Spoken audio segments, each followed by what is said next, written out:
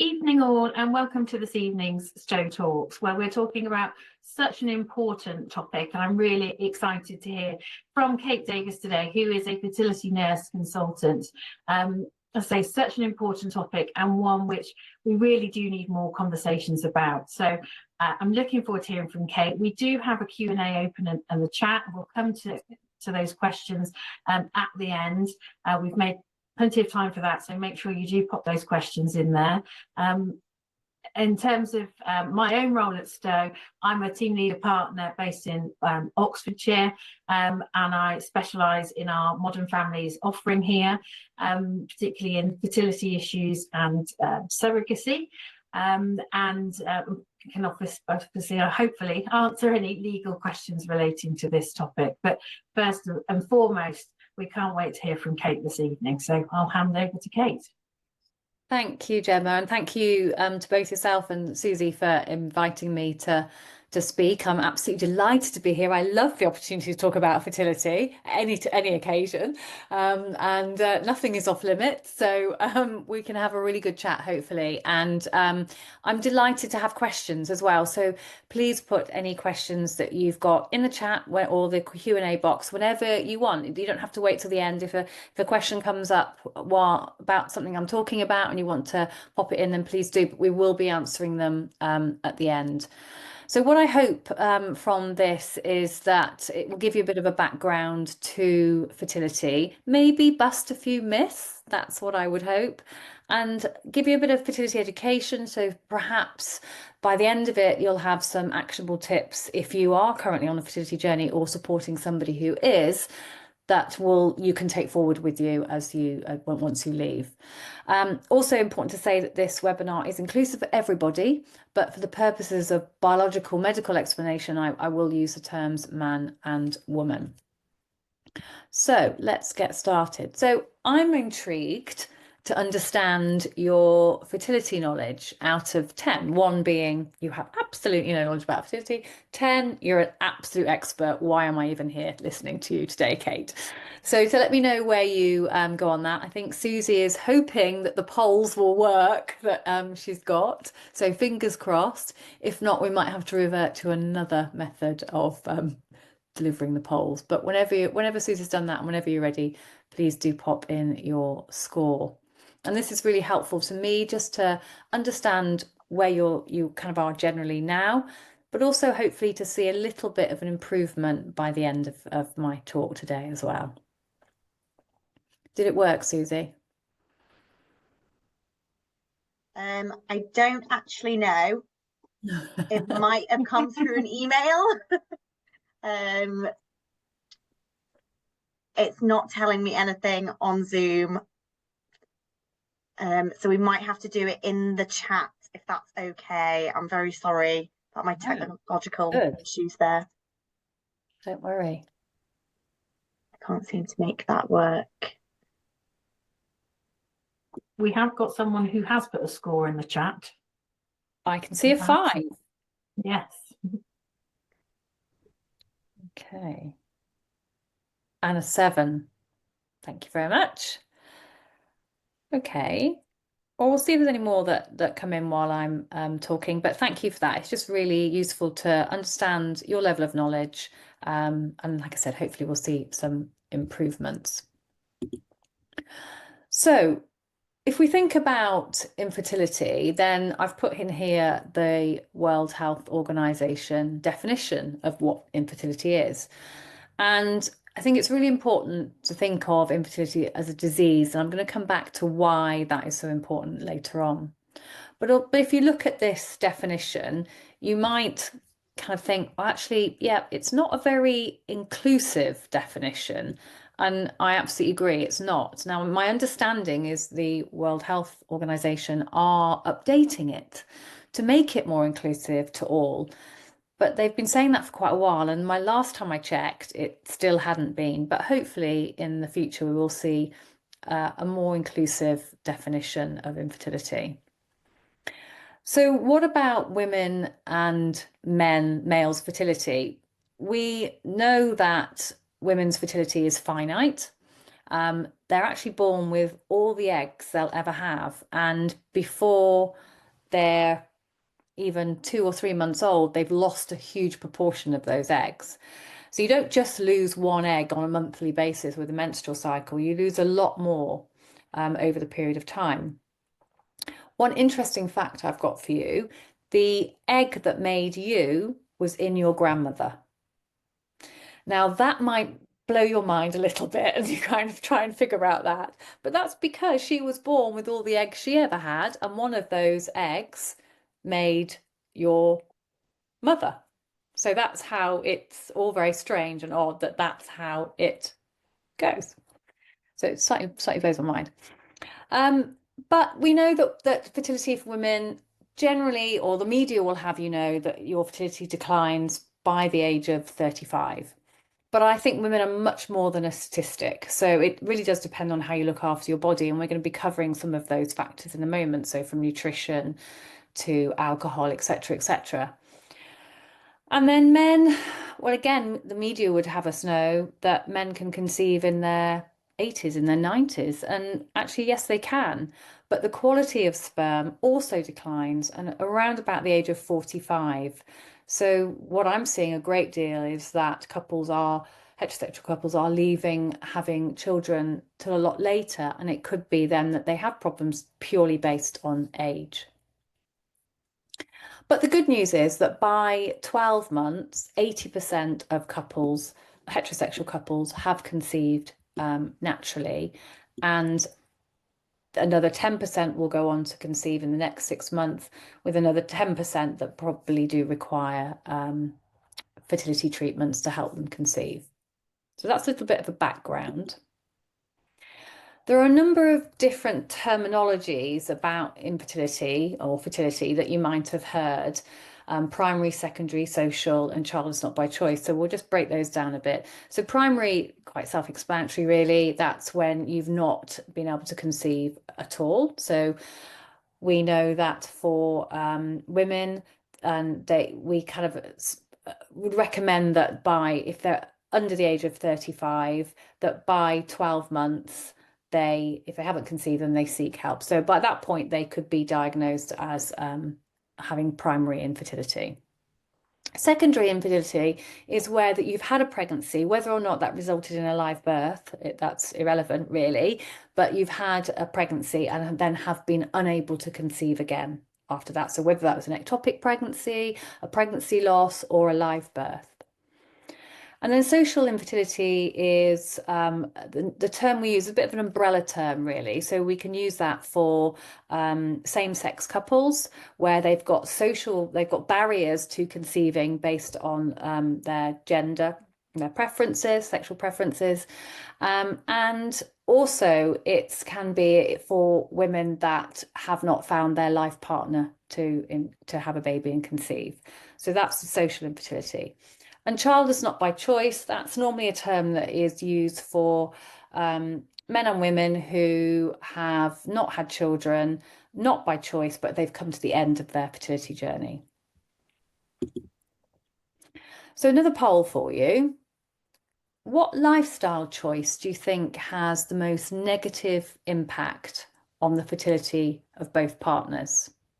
So we've got alcohol consumption, too much exercise, smoking, or an unhealthy diet. So feel free to pop your ideas, and doesn't matter if there's no massively wrong answer. So please feel free to say whatever you feel. So we've had a couple of smoking and unhealthy diet. Okay. Well, and all of them. Okay, thank you. As I alluded to, they can all impact negatively on fertility of both partners, but actually the one that does the most negative harm for both partners is smoking. And I'm going to explain a little bit more about smoking and how that impacts on your fertility in a moment.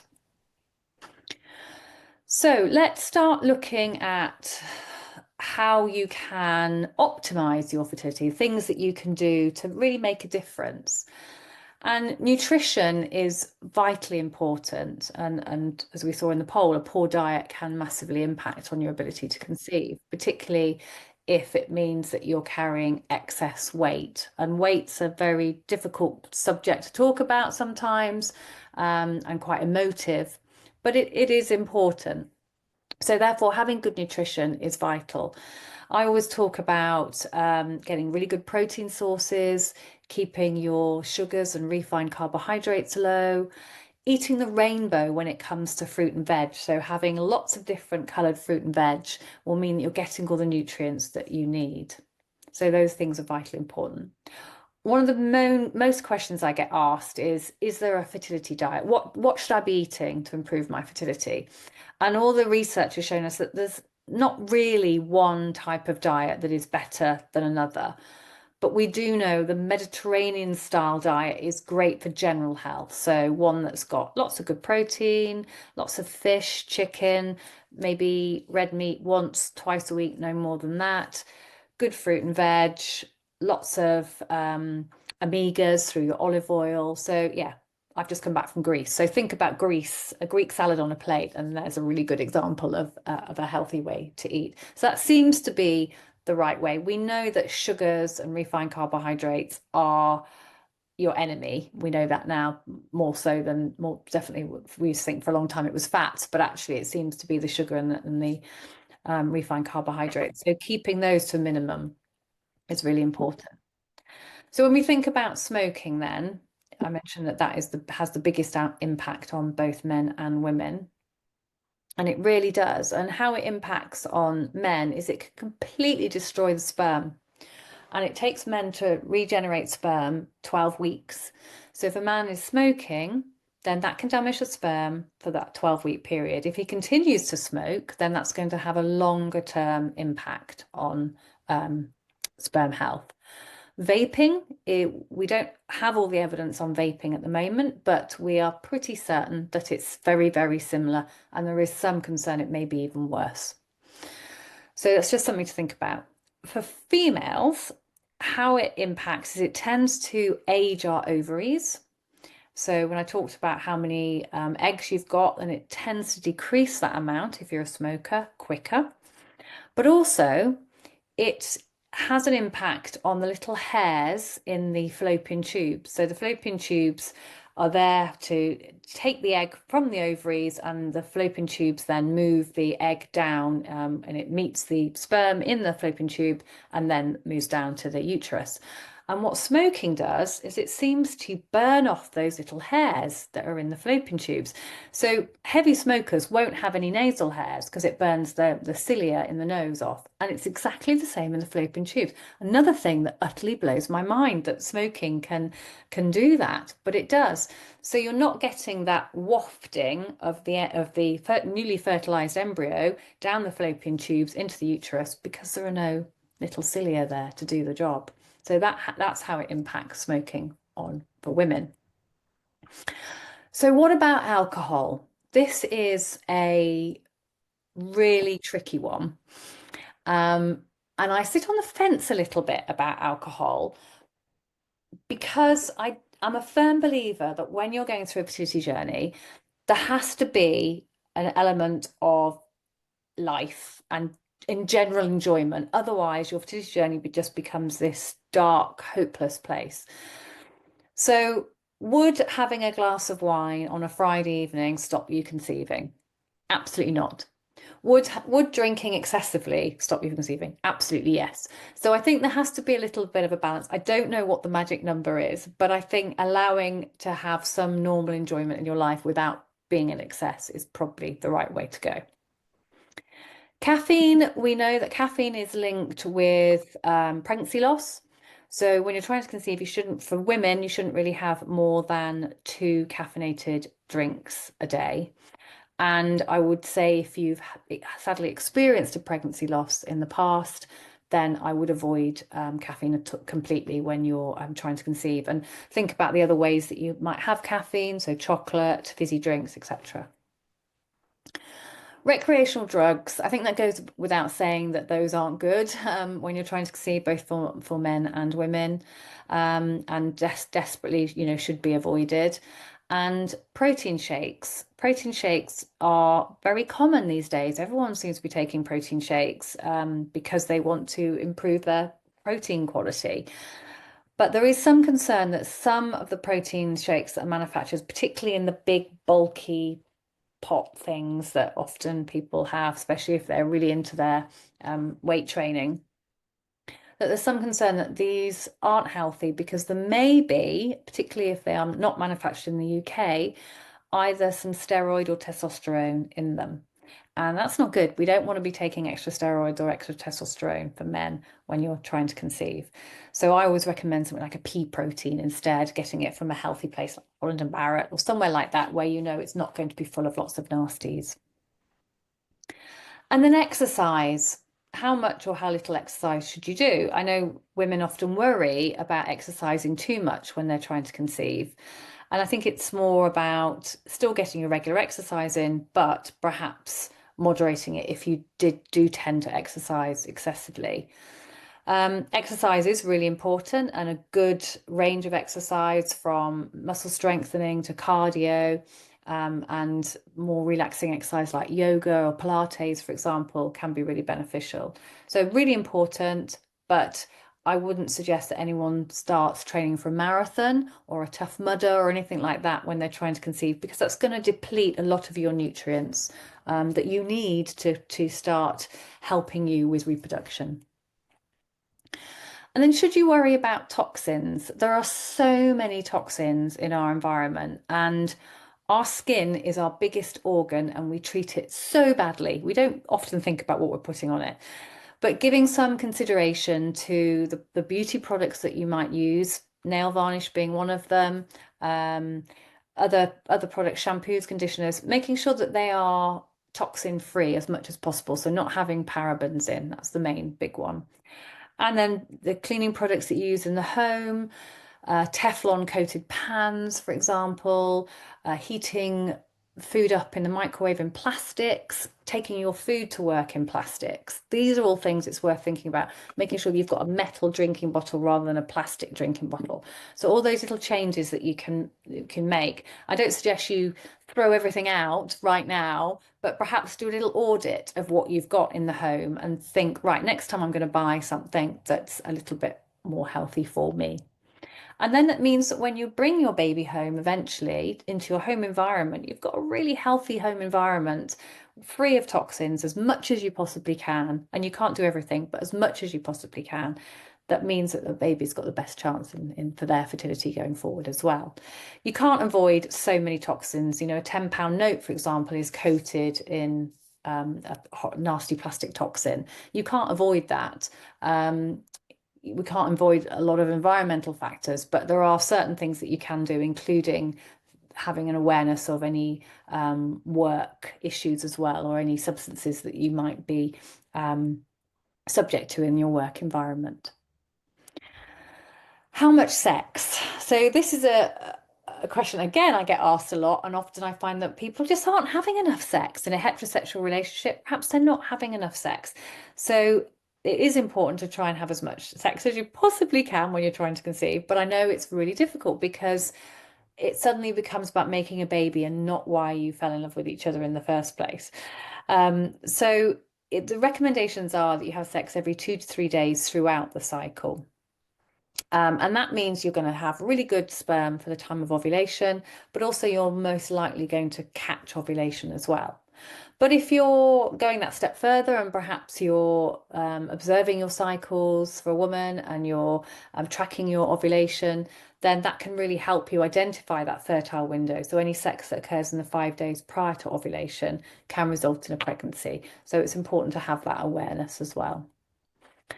And then supplements. So the supplement industry for fertility is just bananas, and you can get really easily sucked in by lots of really Gucci looking supplements. But is there actually any evidence to support their use? And in general, no. There are 2 supplements that are important: folic acid and vitamin D. Other than that, unless you really want to, and unless your diet is really, really bad, then the best place to get your nutrients is from source, so from your food. So I would try and avoid not buying into all of these different supplement brands.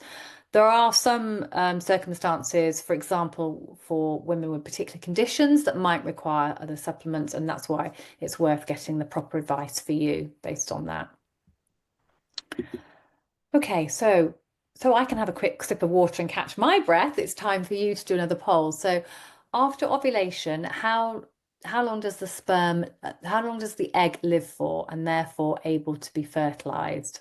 So sorry, I've missed a word out of there, but how long does the egg live for and therefore able to be fertilized? Is it 2 to 4 hours, 24 hours, 3 to 4 hours, or 7 to 14 days?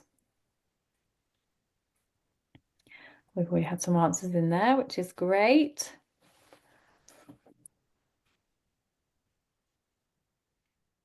Either you're all copying each other or you're all very knowledgeable. So yes, it's actually 12 to 24 hours. Slight quick trick question from me. But yes, so the egg lives for 12 to 24 hours, which isn't very long, is it? And you think, how on earth does anybody get pregnant with that? But there's a reason why it happens. And I think, I'm not sure whether that's in the next poll, so I don't want to give that away. But yes, 12 to 24 hours is the life of the egg. Okay, so there are some challenges to conceiving. There are some barriers, and some of those can be conditions, both male and female, but also the barriers that, for example, heterosexual couples experience. They have, same-sex couples experience. They have real barriers to conception because they are same sex, and that they're really real barriers and can be really difficult for same-sex couples to conceive.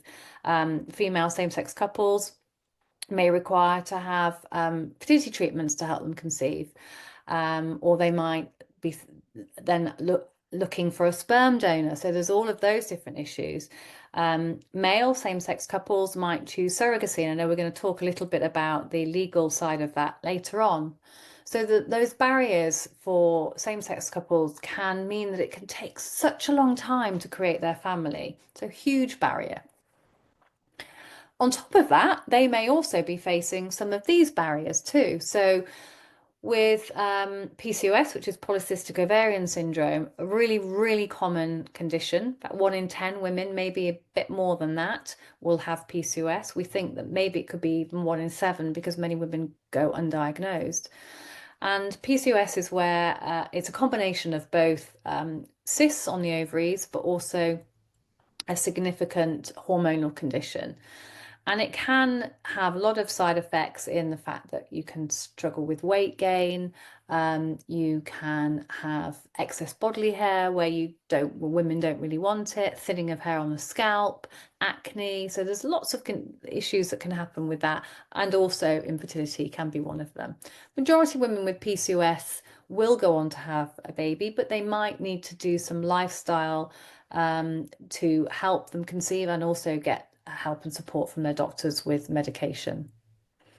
Endometriosis, similar to PCOS in the fact that it impacts 1 in 10, maybe a little bit more than that now.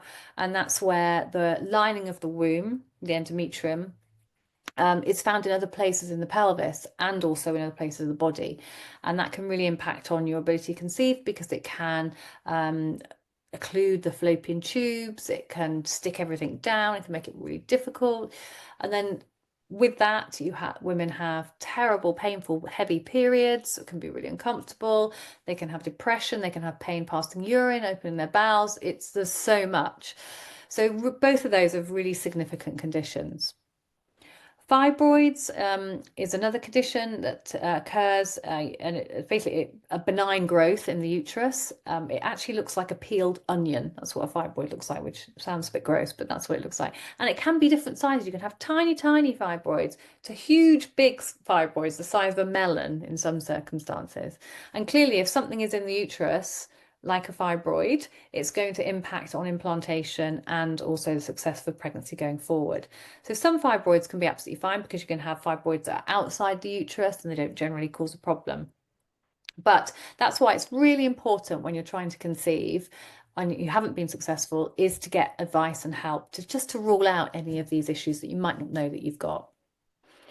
Then there's male factor infertility. Lots of different reasons why men can suffer with male factor. It can be that they're not producing sperm. They can have a blockage that means that sperm isn't getting through. Lots of different reasons. They can have what we call a varicocele, which is like a varicose vein on the testes. That can be another cause for infertility. There's quite a lot. And then the dreaded unexplained infertility. This one is probably the most frustrating diagnosis to have. You're not conceiving, you've both been checked, but it's still not happening. And the doctors can't give you a reason, so then it's called unexplained infertility. We generally think that unexplained infertility might actually be because we don't yet have the technology and the medical advancement to actually tell us why we're not conceiving. So it could be that in the future we can understand more. But it's so frustrating having that diagnosis because you almost at that point want there to be a problem so that you can find a solution and fix it. So frustrating diagnosis, and many people with unexplained infertility will go on to require fertility treatments if they've not been able to conceive. And then obviously, sadly, there's pregnancy loss and ectopic pregnancy, and the emotional and physical impact that both of those can have. Stress is something that I get asked a lot about, and I think it's a real worry for many people. That is stress impacting on their fertility? We know that stress can impact on your ability to ovulate, so it can cause a late ovulation, for example. But even with a late ovulation, you can still conceive. So does stress really impact on your ability to conceive? And we've kind of found that with studies looking, and these were looking at couples going through IVF, that actually stress didn't impact on their pregnancy outcome, which is really interesting. And the reason that we have kind of come to this determination is that if you look at war-torn countries or countries with huge poverty in the world, they are among the highest, they have among the highest birth rates. So you kind of think, well, actually, therefore, stress that they're under would be extreme, but it doesn't seem to stop them from having the ability to reproduce.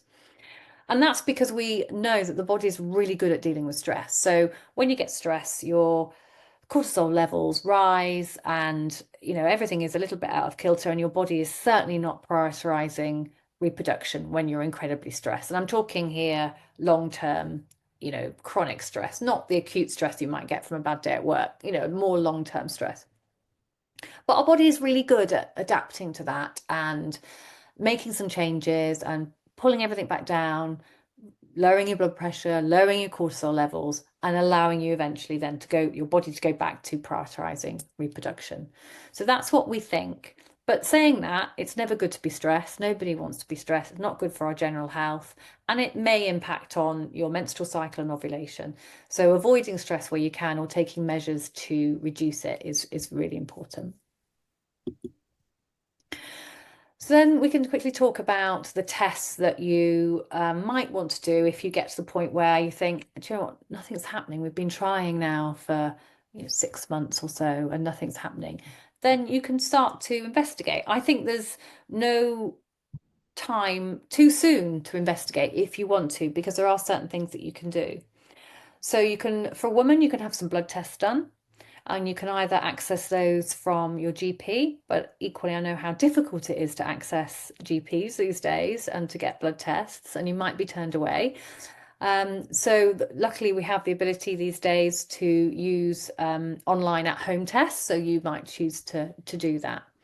Men can have a sperm test, and again, there's no determination of, right, you have to be trying for so long before you can have that done at all. So you could make that choice yourself and think, do you know what, we've been trying for 6 months, let's go and get a sperm test.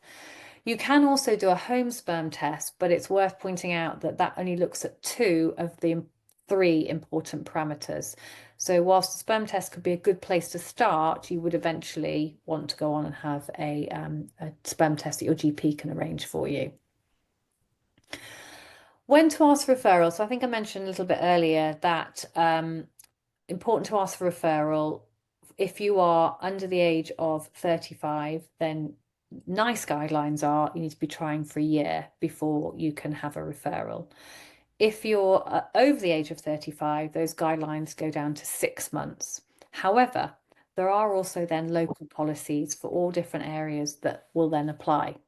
So in some circumstances, I've seen individuals being told you go away and try to conceive for 2 years before you can come back and get a referral, which is really frustrating. So it's worth checking with your surgery or your doctor to see what the local policy is for your area. And then once you get a referral, the referral doesn't necessarily mean fertility treatments, but it means further investigations. So there could be a hysteroscopy or other investigations, a scan, MRI scan, if you've got endometriosis, for example. So there are other things that you can be offered at that point. But then you might get to a point where, okay, we need a bit more help now. So what can we do? So for women with PCOS, we tend to treat that with ovulatory medication, and that stimulates the ovaries to ovulate. Then if that doesn't work, or for somebody else that wants to go to fertility treatments, then you've got IUI, which is intrauterine insemination. I see that used a lot less for heterosexual couples these days, but it is used routinely for same-sex female couples. And then there's IVF, and then similar to IVF, and really it's IVF with ICSI. So ICSI is ICSI, and that's used where there's a male fertility factor as well. And then obviously there is donor conception. You can have donor egg, donor sperm, and donor embryo, and surrogacy. And what I haven't put on here is obviously there is also fostering and adoption as well.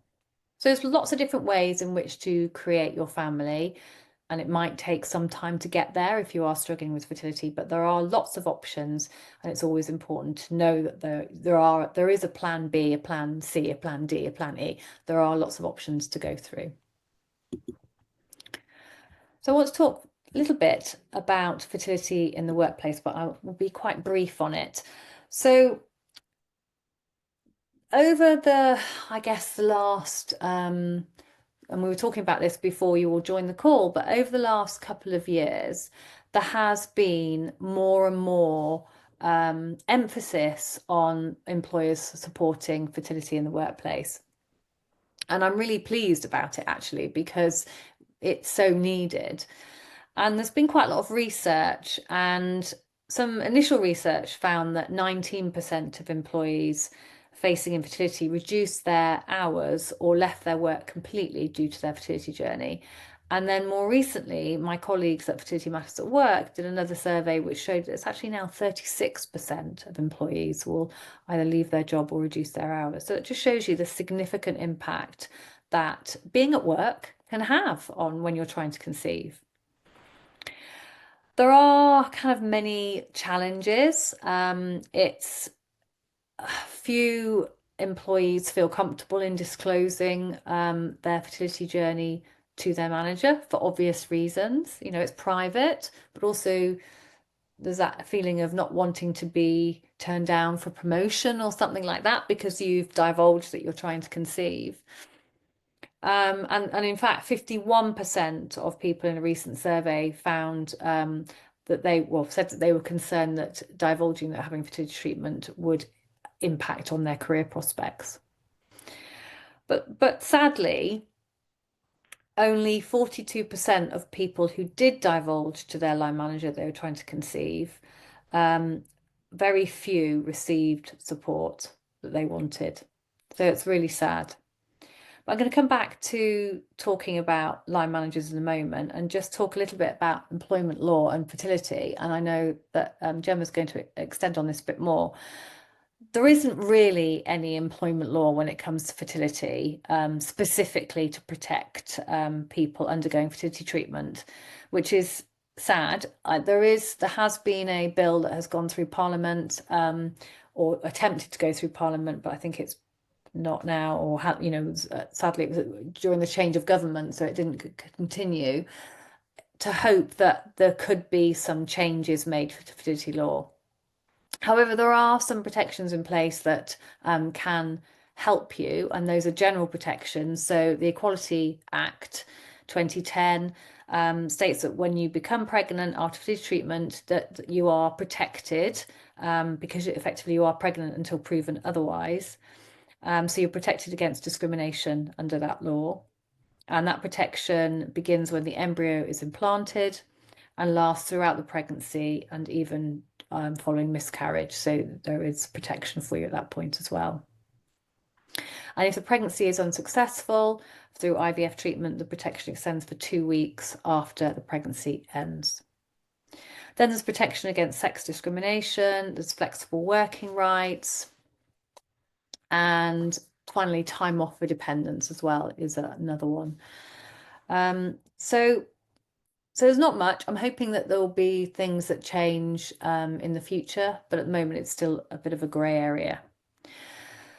So what are the benefits of disclosing to your employer that you're going through a fertility journey? And again, this is a question I get asked by my patients a lot about, Kate, how do I talk to my employer about my fertility journey? How do I tell them what I'm going through? I feel I need that support. How do I do that?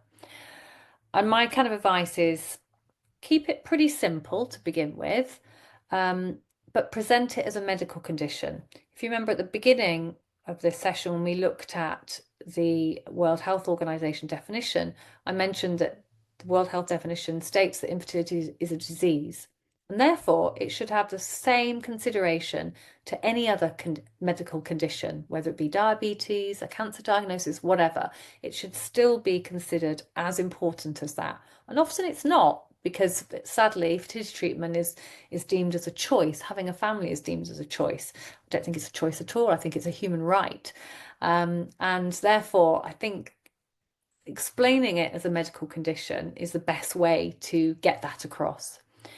You might prefer not to share exactly what it is, and you can get around that by saying, I'm dealing with some health issues at the moment, I'm undergoing some treatment, it's not life-threatening, but it's serious. And that would be a way of saying, if you didn't feel comfortable about saying you're on a fertility journey. You might want to start talking about the time scales involved in your treatment, for example, if you're having IVF or ICSI, and talk about what that means, how frequently you might need to attend an appointment or go for a scan or be in hospital for treatment. And you can give some idea to your line manager if that's helpful for you both so that they can understand. However, it's really important that you allow for wriggle room, because with everything with general health and fertility, things change. You might not respond with your treatment in the way that we would hope, so therefore things might be delayed by a week or so. So having that wriggle room and explaining that things are likely to change is useful. And I always think it's worth, you having some thoughts about all of this before, so that you could present a plan to your line manager about how you're going to juggle the two and juggle your work environment and home. Luckily, with working from home more now, or hybrid working, there still seems to be some flexibility, which is great. And then fertility health in the workplace. I think that's more thinking about if you're exposed to any substances hazardous to your health. For example, one thing that's quite interesting is that bakers in a hot environment, or chefs in a kitchen, they often, for men, can often have low sperm counts. So there's sometimes not a lot you can do about it if you're a chef or a baker. You can't leave your job because you need the money. But it's just something we can think about. There are things that you might not necessarily think could be hazardous to your health that are. And if you're an employer, I really urge you to support your employee as much as you possibly can. And what we found is that the worst thing an employer can do is shut down a conversation because you're embarrassed, perhaps, or you don't know how to handle it, or you're worried about saying the wrong thing. The worst thing you can do is shut down that conversation. Research has also shown that second to their doctor, the line manager is the most important person in an individual's fertility journey. So that's how important the line manager, you're crucial. So I hope that's given a little bit of a really quick intro into fertility in the workplace, and hopefully that is useful. So I want to talk now about how you can support your partner if you're listening and it's not you going through a fertility journey. It could be a partner, it could be a friend, it could be a family member. What things that you can do to support. I think the first thing, and I'm going to show in a minute this little video, if I can hopefully get it to work, about what not to say. So, you know, the worst thing that you can say to somebody who's trying to conceive is, oh, just relax and you'll get pregnant. That's a word. Do you not think they thought of that? You know, they might be thinking, I don't want to be stressed. I don't want to be stressed. I want to relax. I want to get pregnant. So that's the worst thing you can say. Other things that we often hear is, oh, my friend took these supplements and she was pregnant in 2 months. Again, not a helpful thing to say. Other things, oh, you can have mine. Or have you thought about adoption? You know, that's, you know, all these little things. And then really harmful one is, you know, maybe you're not meant to have children, which is very sad. Or, you know, maybe it's just not meant to be, those types of things. So those are things that are often said completely well-meaning. Nobody means to upset anybody, but for the person going through a fertility journey, it can be horrendous. And I suspect if you are going through them, through a fertility journey, you will have already heard of some of those. So I'm going to hopefully play this little video. It's very short, a little bit tongue-in-cheek, but hopefully we'll explain this in a little bit more.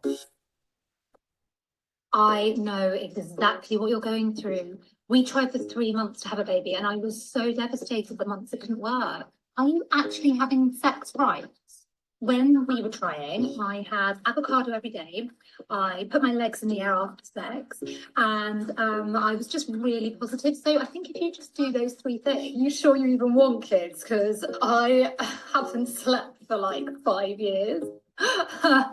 Everything happens for a reason. Well, don't leave it too long, because otherwise the age gap will be too big. Maybe you should try losing a few pounds, because you are a little bit. Well, my friend just went on holiday and stopped trying, and it just happened. So have you thought about booking a holiday? Some people are just not that fertile. To be honest, I don't really understand why you're upset, because you can get pregnant, just not with your husband. So, hey, do you ever regret marrying? So like I said, a little bit tongue-in-cheek, but you know, these are real things that are said to people. They're not made up. They're very real. So having a fertility journey and an extensive fertility journey can really impact on a couple's quality of life. And just before we started this call, Susie and Gemma and I were talking about the impact on relationships and how sadly some relationships can break down as a result of a fertility journey, which is really sad.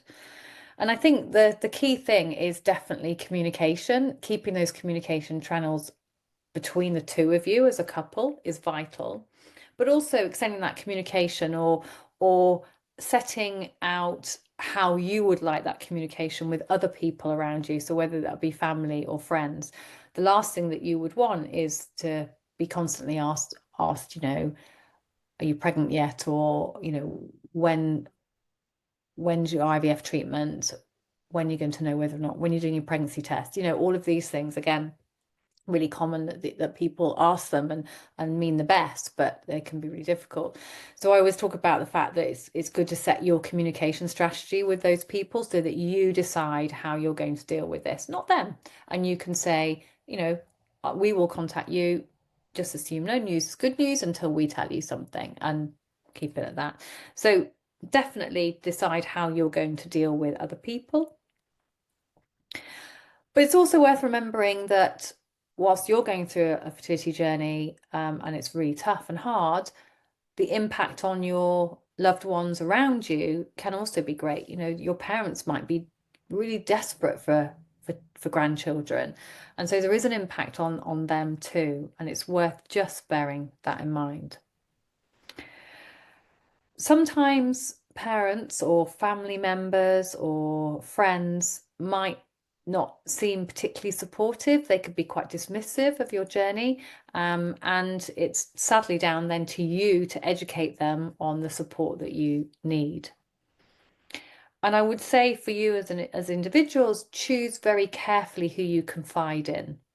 There'll be some people that are the right people to tell, but I often hear about patients saying to me that they wish they'd not told certain people that they were going through a fertility journey. So just think very carefully about who you want to tell. I think it is good to have some support around you. Some couples choose not to and want to deal with that very privately, and that is their decision. But it does take a toll on them not having anyone else that they can talk to outside of the relationship. And particularly when there might be some blame or guilt from either partner. You know, if it's a male factor issue, then the man might feel guilty that the woman has to go through fertility treatments because of their male factor issue. Then there could be some blame. The woman could blame the man that, you know, why have you got this? Why can we not have children because of your male factor fertility issue? So that you have to be really careful with that, and again, keep those communication channels open. And I mentioned before about joy and how it's important to have balance. And often people say to me, I feel like my life is on hold. I'm trying to conceive, but my life is on hold. That's all the focus. We're not thinking about anything else. We're not doing anything else. And my answer to that is book that holiday. That's what you've got travel insurance for. So if you found your fertility treatment was going to happen after you booked that holiday, you cancel it. That's what you've got holiday insurance for. Go on that holiday, make those memories, because you've got to have a little bit of joy. Another thing is that people often not go for promotion because they're worried about being pregnant and then maternity leave. Go for that promotion. You know, life is more important. You need to think about other things, and creating your family is part of your life, but there is so much more in your life as well.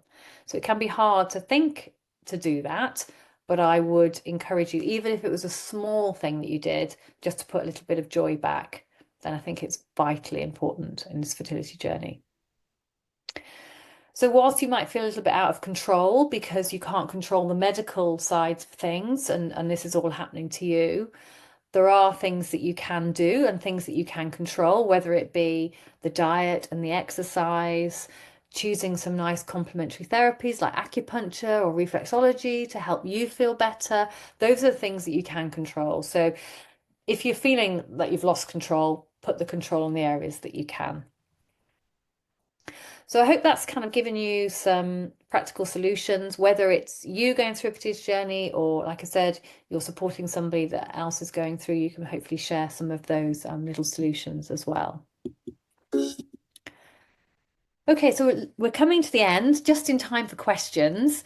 So before we go to questions, I'd love to just score your fertility knowledge out of 10. And has it increased a little bit? So please feel free to pop it into the webinar chat.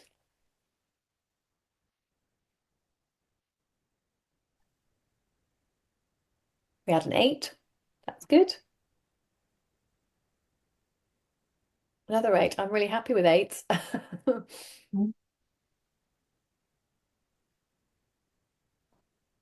And 7. Lovely. Okay, thank you. That's great. So there has been some improvement in your knowledge. That's fantastic. There's so much that I could tell you that I could never squeeze into, 45 minutes.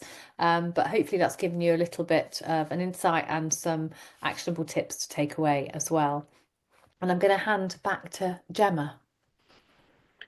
Thank you, Kate. That's been really interesting, and I hope everybody's found it helpful. Certainly looks like with the engagement on the chat, not only in terms of increasing knowledge, but there's a couple of questions on there as well. So I've had one question come in to say, I eat well and I'm slowly losing weight. However, my BMI is still too high for fertility support through the NHS. Do you think that your weight has an impact on fertility as a standalone issue, even if you are eating well?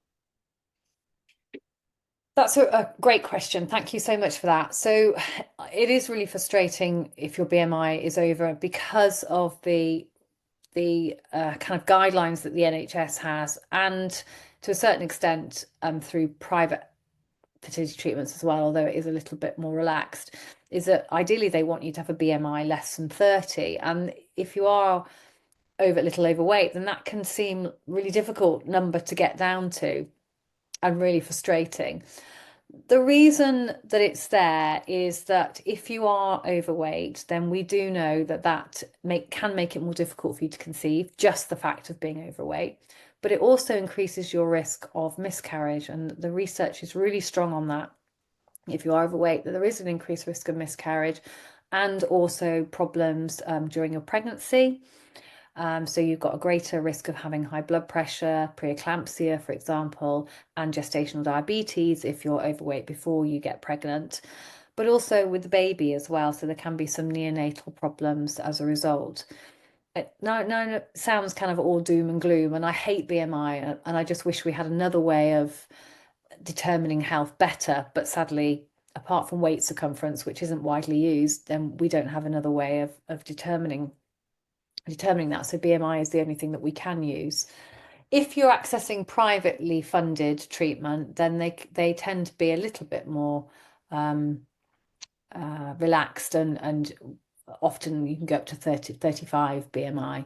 But I totally understand that it's very frustrating. But thank you for that question, and I hope that that's answered it for you. But a great one to talk about. Thank you, Kate. We've got a few more questions. I'll give Kate a break and I'll take one of the legal questions. Thank you. Question that's come in is donor sperm conceived children. How much can they find out about their donor when they reach the age of 18? Photos, address, personality, medical, which is another great question. Part of that will really come down to the arrangement that you have for that donor conceived child, because some people will choose a sperm donor that they use, everything is done through a licensed clinic, and there are different rules and regulations for that compared to utilising a sperm donor and doing home insemination. That not only has an impact upon how much they can find out and what legal possibilities and remedies there are to find out that information, it also has an impact on who is classed as the legal parent in those circumstances. So firstly, to say about donor conceived children, not only is it important that you understand how much that can be found out, it's also really important to consider the implications of a donor arrangement taking place at home compared to a clinic. For those that use a sperm donor via a clinic, and that may be a known donor or an unknown donor, there's very helpful information obviously available from myself, but also from the Human Fertilisation and Embryology Authority. On their website they've got some fantastic guides, but essentially from the end of 2023, most donor conceived people who were conceived using donations from donors registered after the 1st of April 2005, so some time ago now, can request identifiable information about their donor from the HFEA once they've turned 18. So it would include the donor's full name, last known address, date of birth and place of birth. So yes, certainly there is information available, but firstly you need to think about whether you wish to use a clinic or for that to take place via home insemination. So yeah, that's helpful. Oh, and I see you've added in the questions, it's been said from a sperm bank or clinic. So yeah, certainly always my advice is to use that clinic, not only for the legal protections but also the health ones, because of course clinics will make sure that the sperm has been properly tested and checked. So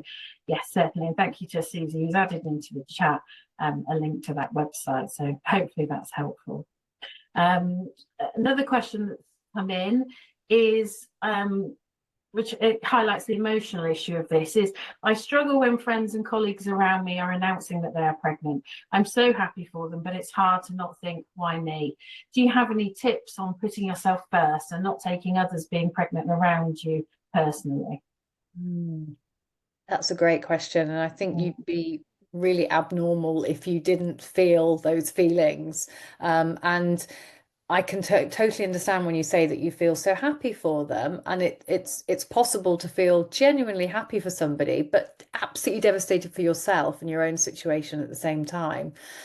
Do I have any tips on putting yourself first and not taking? I don't think it's possible not to take somebody else's pregnancy so personally when it's what you want, and it's really hard. I think that perhaps the important things to do are to protect yourself. So, do you really need to go to the baby shower, for example? Do you really need to go around and see the newborn after it's been born, a week after it's been born, and hold the baby? Do you really need to do that? And if you do, it's being strong enough to allow yourself to get through that. So I think that's the way I would say is the best way to protect yourself from it. It's important, obviously, not to isolate yourself. And I do hear of people losing friendships as a result of things like this. And I think that's what you have to be very careful with. If you've got a good friend, I hope they'd be very sensitive to their news and how you're going to react to it. I think the best way to deliver pregnancy news is by a WhatsApp or a text, because it gives you time to then absorb it, not be told face to face, and then have to cover up your reaction, or for it to make you burst into tears, whatever. But by WhatsApp or text, you've got time to absorb it and then respond when you're ready. So just a little tips on things that you can do to protect yourself, but I think it's impossible not to take it personally for your own situation, sadly. Thank you, Kate. I'll take another legal question. So we've been asked if using surrogacy, if the surrogate is in another country, so an international surrogacy arrangement, will I be allowed to bring the baby back home? It's really important in those circumstances that you have advice before you even embark on that surrogacy arrangement, both in terms of what you'll need to do when that baby is born, in terms of an application for a parental order, but also from the immigration point of view. Different countries have different rules regarding immigration. Certainly you would want a plan in place for how to bring that child back into the UK to live with the intended parents, and then proceed with the application for a parental order. In all surrogacy arrangements, there has to be an application for a parental order made once the baby is in the UK, because even in jurisdictions where a surrogate isn't considered the mother at birth, such as in California, where they have surrogacy contracts that prevent that from happening, that isn't recognised here. So it's always imperative to have that advice before you embark on that arrangement, have that plan, get everything lined up, and then once baby is safely arrived, all is well, apply for that parental order. So I hope that's helpful. I think we've got one more question, which is, should you be concerned if your periods are going light, even though the blood test results were all normal? Okay, so it's, as we go through our life, our periods change, perhaps from when you were a teenager, when they were perhaps more scanty or not very regular, to then perhaps becoming heavier, and then it's just as we go through life, periods can change, and it's generally not a concern. However, there are some conditions where that might be a concern. So if you've had a pregnancy before and sadly suffered a miscarriage, for example, and had a procedure called an ERPC, a bit like a DNC, afterwards, then normally that's absolutely fine, doesn't impact on your periods going forward. But sometimes it can, if a little bit too much of the endometrium has been taken away when you had this procedure. And so that is something that can happen, quite rare, but it can happen. Or if you had a lot of blood loss during if you had a previous pregnancy and you delivered vaginally and had a lot of blood loss, then I mean a huge amount, as in needing to have a blood transfusion, then again that could cause scanty periods going forward. But generally scanty periods are nothing to worry about, perfectly normal. It would still mean that you're creating a nice endometrium lining the womb to support an implanting pregnancy. So I wouldn't be worried about it too much unless you've had any of these factors in the past. Thank you so much, Kate. And I think that's actually all of our questions, just as we've hit 6:30, which is our time.